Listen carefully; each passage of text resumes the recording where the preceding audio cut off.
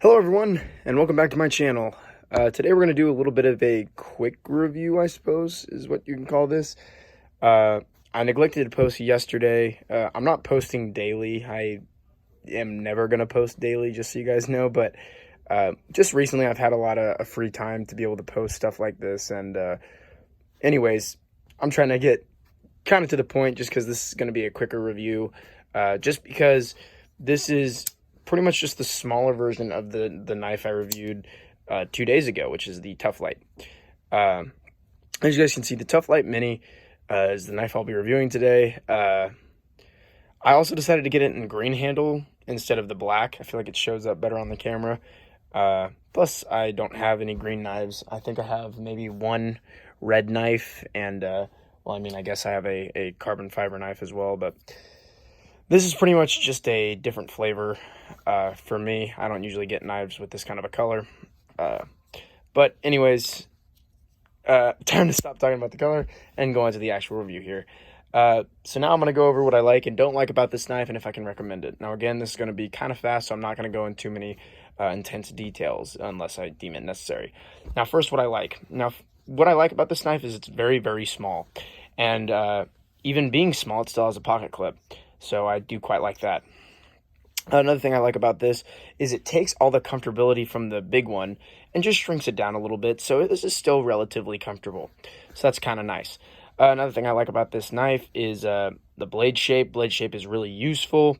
It's a great slicer, great cutter. It's got thinner blade stock than even its older brother. So you get a little bit of a thinner blade stock, which really helps because that just makes things super slicey, especially because it's a sheep's foot blade, so it's really meant to cut.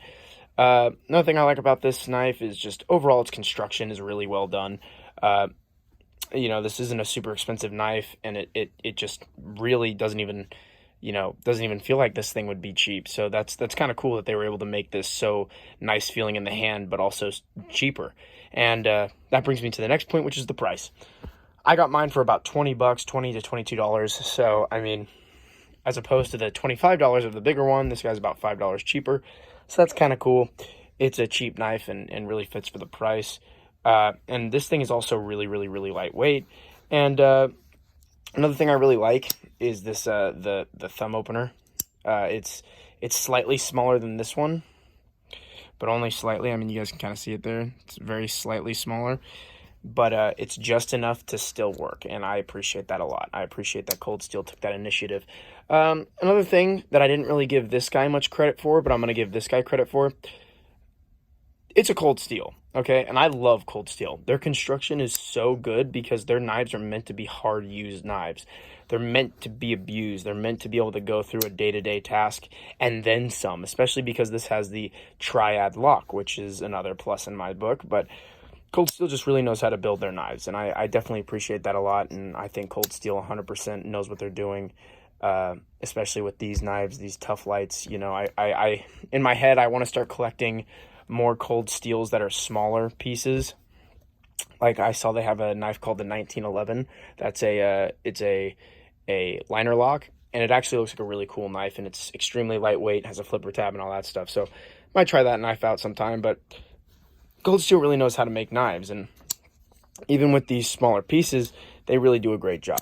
As you guys know, I usually show my Voyager in these videos, and my Voyager is extremely well built. So again, this is just extremely, extremely well built with a relatively smooth action at that. Now I'm going to go over what I don't like about this knife. First off, what I don't like about this knife is the materials, unfortunately, are not necessarily up to par for me personally. These don't really work in my day-to-day life. I mean, I'm much more of a G10 with an S35 or S45 blade. Just cheap enough to be in that $100 range, but, you know, not super cheaply built. And I'd like to see them do that with this knife. Just like I said, I'd like to see them do it with this one. But unfortunately, they didn't. You know, this is some Grivex handles. There's no steel liners. The blade steel, it's 434 stainless steel, and honestly, I don't even know if this steel is extremely good. It doesn't hold an edge too spectacularly, though. I mean, I'd put it roughly on par with AUS 8, at least for my uses. it just doesn't hold an edge very good, so you have to sharpen it a lot. So it just doesn't work for my taste. Another thing I don't like is the thumb hole. Suffers from the same problem as the original Tuff Lite. It's sharp. It's just not jimped whatsoever, or jimped, excuse me. It's not chamfered at all, and I hate that. Another thing I don't like is the little jimping up here is way too spaced out. Same problem I had with the first one, way too spaced out. Another thing that carried over from the last one was the little hole here, the little lanyard hole. For me personally, it's just kind of unnecessary. I would prefer just like a little hole in the corner or something like that, but whatever they want to do, I suppose. You can't really blame them for that. They definitely did use this knife's size to their advantage. Now another thing is I feel like this knife could have been smaller, just by a little bit, because look how much like space is empty. So you have that much empty space on top of the fact that when this guy's open, you really are only getting about an inch of actual cutting blade length, and that's kind of annoying. Sorry about that, guys. And for me, I have a knife that is just as small as this guy, if not smaller, on my keys here. So you have this little guy, and this little guy is the Micro Recon, which I will be reviewing in the near future.